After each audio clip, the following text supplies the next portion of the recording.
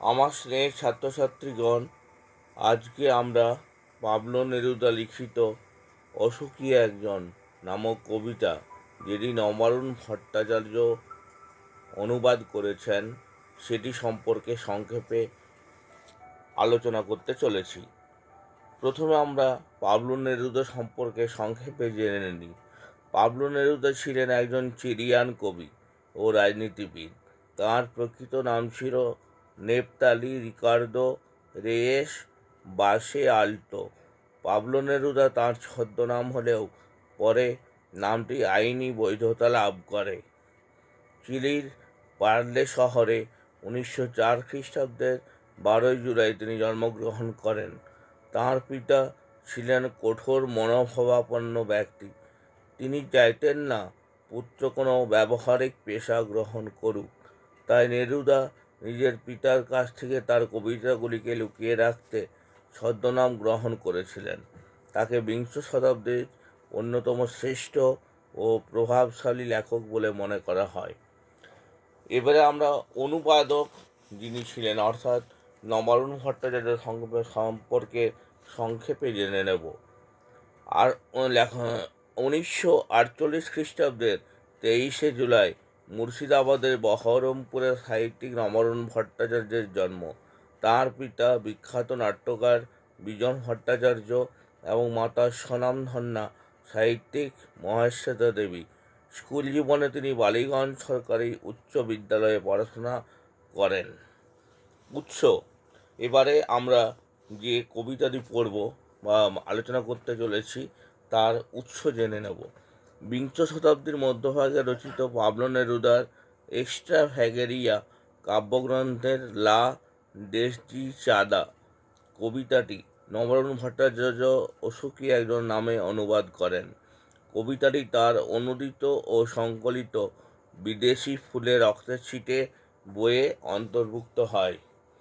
এরপর আমরা কয়েকটি শব্দার্থের মানে জেনে নেব। গির্জা খ্রিস্টান সম্প্রদায়ের উপাসনার জায়গা। নান স্ত্রীলিঙ্গ, খ্রিস্টান ধর্মাবলম্বী সন্ন্যাসিনী। আগ্নেয় পাহাড়, আগ্নেয়গিরি, যে পাহাড় থেকে গলিত ধাতু, ছাই প্রভৃতি নির্গত হয়। ধ্যান, গভীর চিন্তা। চিমনি, কলকারখানা থেকে ইত্যাদি থেকে ধোঁয়া বেরোবার নল।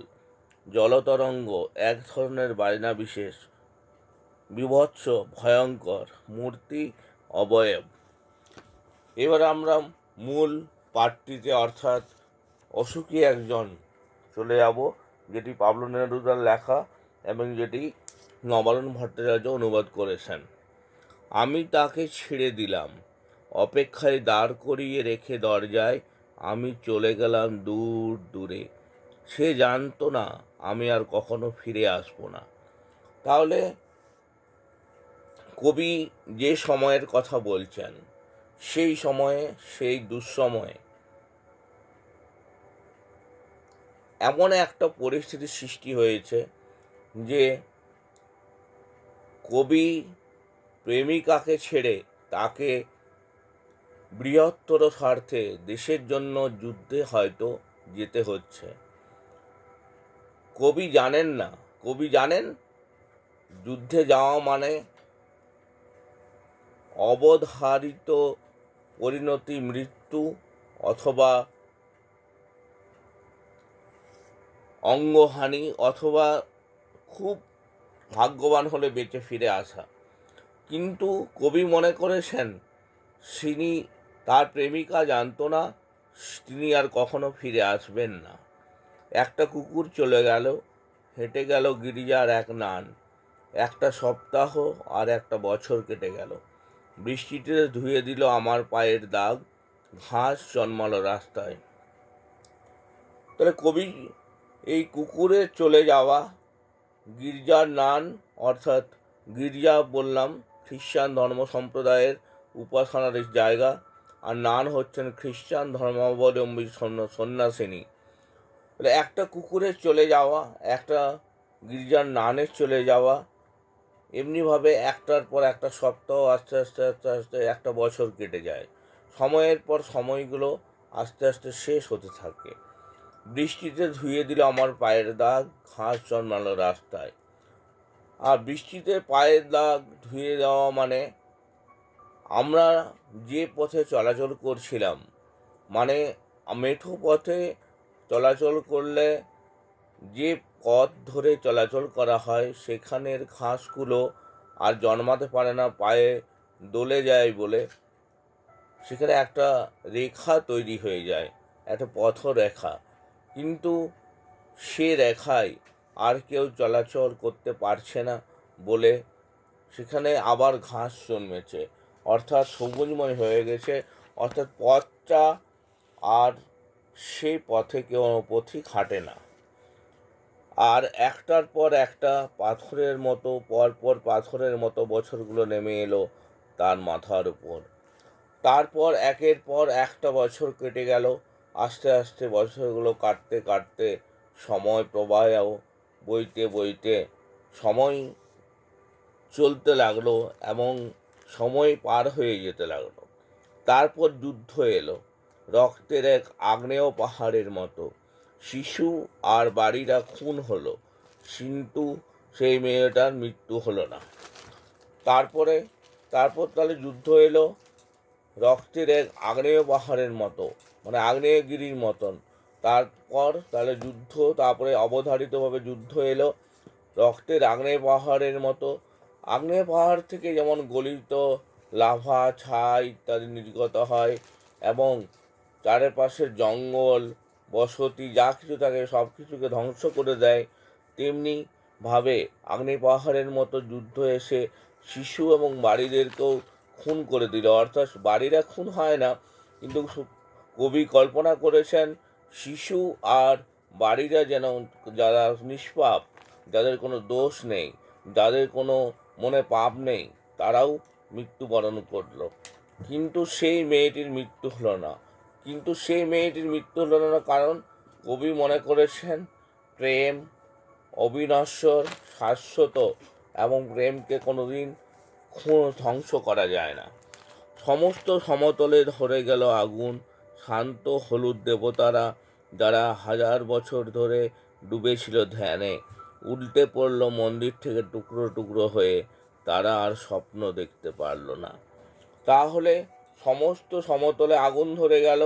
শান্ত হলুদ দেবতারা, যারা আমরা মনে করি দেবতারা সব কিছু করতে পারেন, দেবতারা ইচ্ছা করলে যুদ্ধ বন্ধ করতে পারেন, কিন্তু না, শান্ত হলুদ দেবতারা যেমন মানে কিছু করার তাদের মতো আর ক্ষমতা নেই। তারাও উল্টে পড়ে গেলেন এবং শান্ত হলুদ দেবতারা হাজার হাজার বছর ধরে গভীর ডুবেছিলেন ধ্যানে, উল্টে পড়ে গেলেন মন্দির থেকে টুকরো টুকরো হয়ে। তারা আর স্বপ্ন দেখতে পারল না। বা মানুষদের বাঁচাতে পারল না। সেই মিষ্টি বাড়ি, সেই বারান্দা যেখানে আমি ঝুলন্ত বিছানায় ঘুমিয়েছিলাম, গোলাপি গাছ ছড়ানো করতলের মতো পাতা, চিমনি, প্রাচীন জলতরঙ্গ সব চূর্ণ হয়ে গেল, জ্বলে গেল আগুনে। তাহলে সেই মিষ্টি বাড়ি কবি মনে করেছেন কবি মাই সুইট হোম। বাড়ি যেমনই হোক, যত ছোটই হোক, যত মানে যত ছোটই হোক, যত ক্ষুদ্রই হোক, বাড়ি সবসময় আমাদের কাছে সব থেকে সফিস্টিকেটেড জায়গা, বলতে গেলে সব থেকে নিরাপদ জায়গা। সেই মিষ্টি বাড়ি, সেই বারান্দা যেখানে আমি ঝুলন্ত বিছানা কবি করেছিলেন, সব গোলাপি গাছ, ছড়ানো কলাতলের মতো পাতা, চিমনি, মানে কলকারখানার ধোঁয়া হয়ে যাওয়া ইত্যাদি, যে কোনো ধোঁয়া যে নল দিয়ে বার হয় তাকে বলা হয় চিমনি, প্রাচীন জলতরঙ্গ। আমি আগেই বলেছি শব্দার্থতে জলতরঙ্গ মানে হচ্ছে এক ধরনের বাজনা বিশেষ। যেখানে ছিল শহর সেখানে ছড়িয়ে রইল কাঠ কয়লা।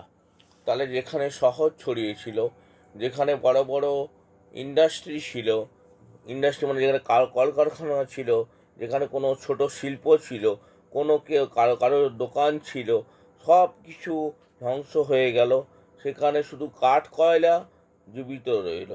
মানে সব কিছু আসলে ধ্বংস হয়ে গেল। মানে যেমন কয়লা উনুনে আগুন ধরালে উনুন থেকে প্রথম তাপ হতে হতে হতে কয়লাগুলো ছাই হয়ে যায়, তেমনি এই শহরটা পুরোপুরি ধ্বংস হয়ে ছাই হয়ে গেল। দুমড়ানো লোহা, মৃত পাথরের মূর্তির বীভৎস মাথা, রক্তের একটা কালো দাগ, আর সেই মেয়েটি আমার অপেক্ষায়। তাহলে কি দেওয়া হলো?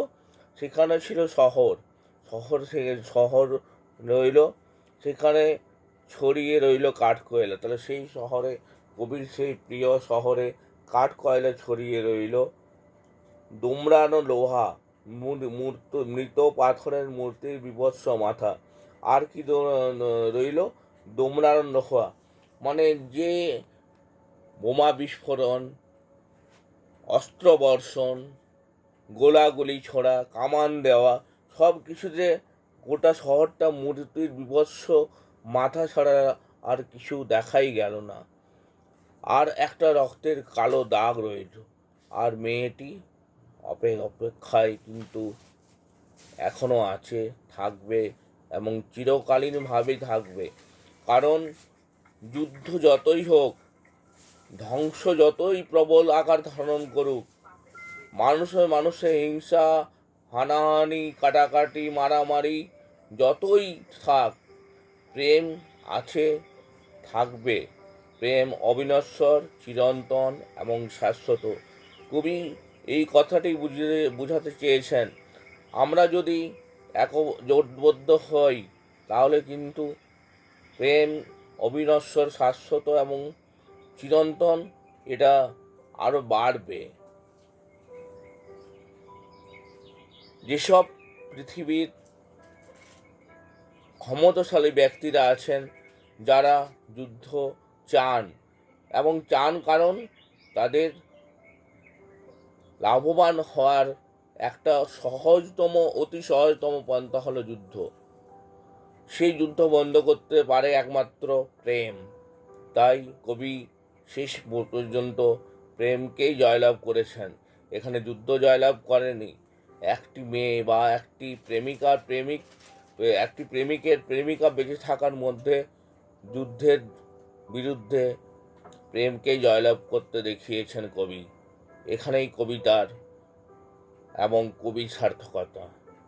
ঠিক আছে বন্ধুরা, মামাশির ছাত্রছাত্রীগণ, আশা করি ভালোভাবে বুঝতে পারলে। ঠিক আছে, আজকে এতটাই।